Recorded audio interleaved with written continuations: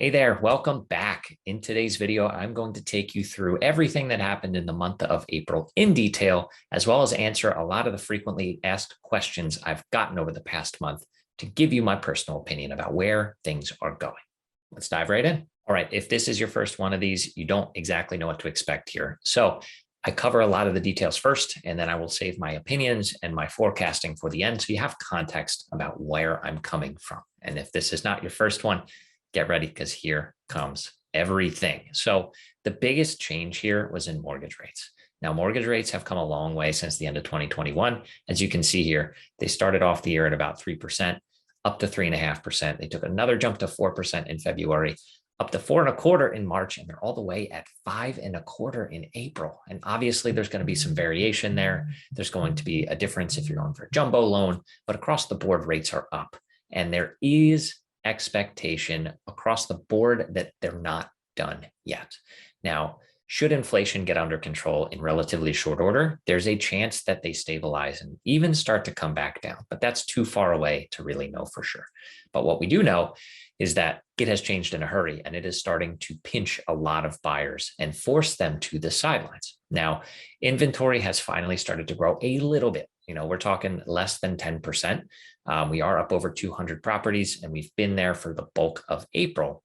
But a lot of that is a bit of a mirage, and I'll get into that a little bit later. So low days on market is still holding steady. The demand is still extraordinarily strong.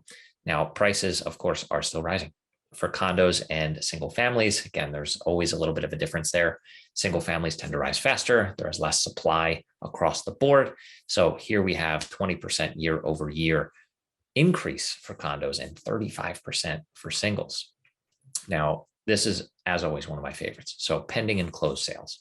Pending sales here looked fairly on track for the month of March, down a bit of a hair or two, but all things considered, given how much less inventory we have here compared to pre-pandemic, that was understandable. Now, in April, we have a pretty stark decrease from where we were back in 2019. And again, I like to leverage 2019 as my anchor point and comparison point because that was the last time things were normal and we had a stable market.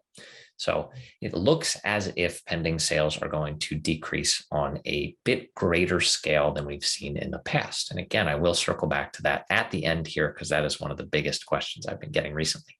As for closed sales, very, very consistent here. Again, there are still plenty of sales happening. There are throughout the year.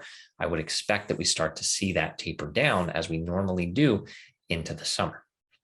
Now, for single family homes, I want to give you a reminder here. When we're talking about the months of inventory, 6 months means in a stable, neutral market where it's not a seller's market, not a buyer's market, just average.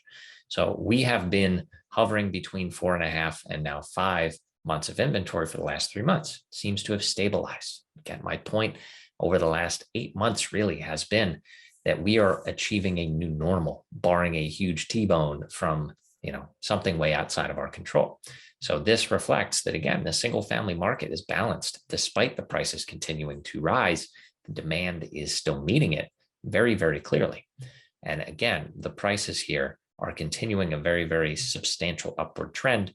We did see it flatten out a little bit, of course, across the summer when the demand is a little bit all over the place, right? There are renters in there.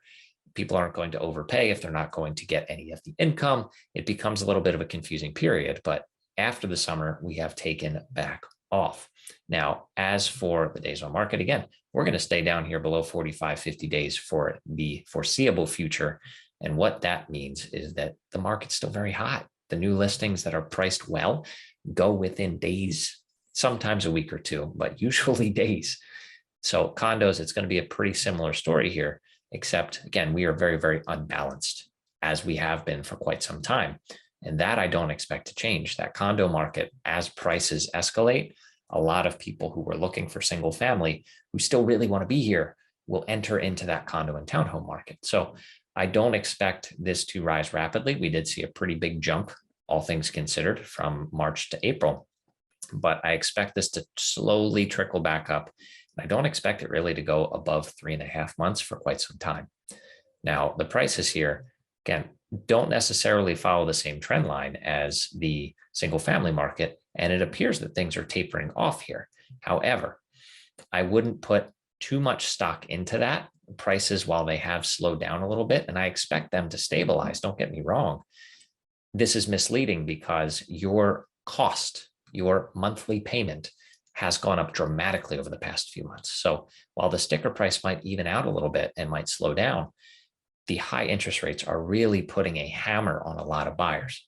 So days on market, still same story here, very, very low, and I expect it to stay that way.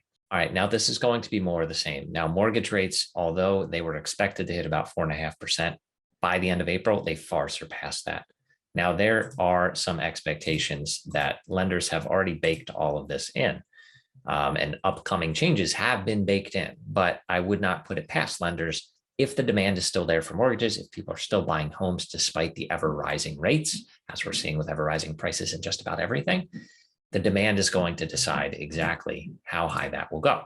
Now, as for inventory, I do expect there to be continual growth over the month of May, but it's going to be fairly inconsequential to about 225 is my prediction. So as that inventory starts to stack up, a lot of that is already for people who are not looking to close until after the summer. They're just trying to take advantage and hedge a little bit that if rates go up, it could put some pressure on prices to slow down, and they just are hedging their bet there, but they do want to sell. So though inventory may come up, it's not necessarily inventory that's going to be readily usable and something you can occupy. Now, as for prices, again, inventory is still dropping like a rock across the board, specifically within the condo section. Now, with those condos, we talked about all the numbers. Yes, the months of inventory took a step up this month, but there's still such a lack compared to where we were in the fall and even earlier than that, that inventory is still very tight.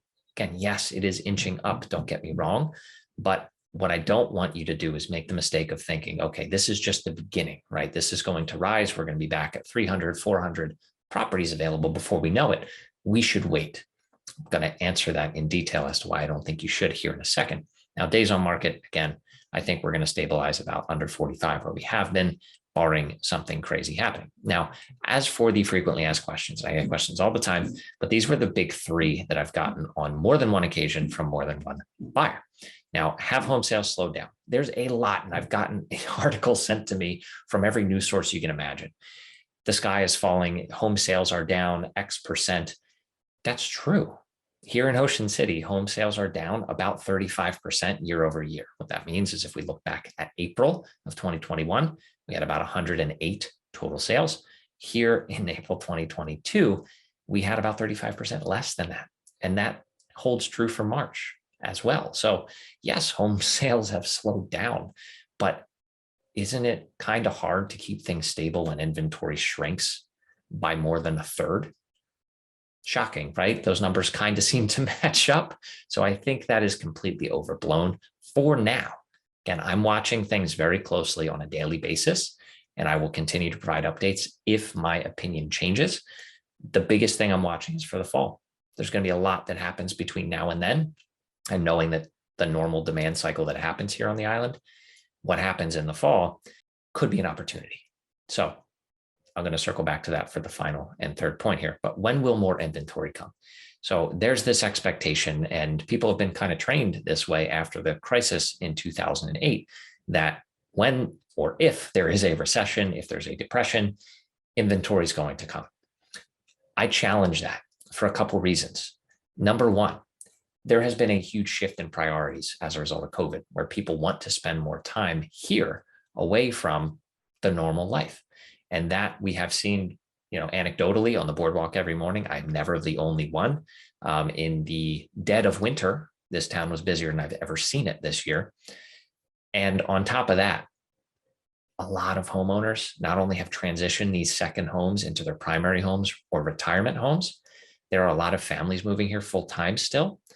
And even more than that, a lot of people have refinanced or bought at such a ridiculously low interest rate that if they're not hurting for cash, there's absolutely no reason why you would give up an asset like that here on the island with such a low payment. Because honestly, we're probably never going to see interest rates like that again. And over time, if you look back any number of years Real estate as a whole has gone up, but specifically here on the island, it's a sure bet as any to be a solid generational investment for you and your family. So I don't expect a lot of inventory to come. Again, I think we're probably going to stabilize around 300, maybe 350 on the market at any given point in time for the foreseeable future. And I don't think we achieve that until 2023, but I think it'll stay there from then on. And again, I can't predict the future. I have no crystal ball. Something could go totally sideways and change my opinion, and I will let you know if it does.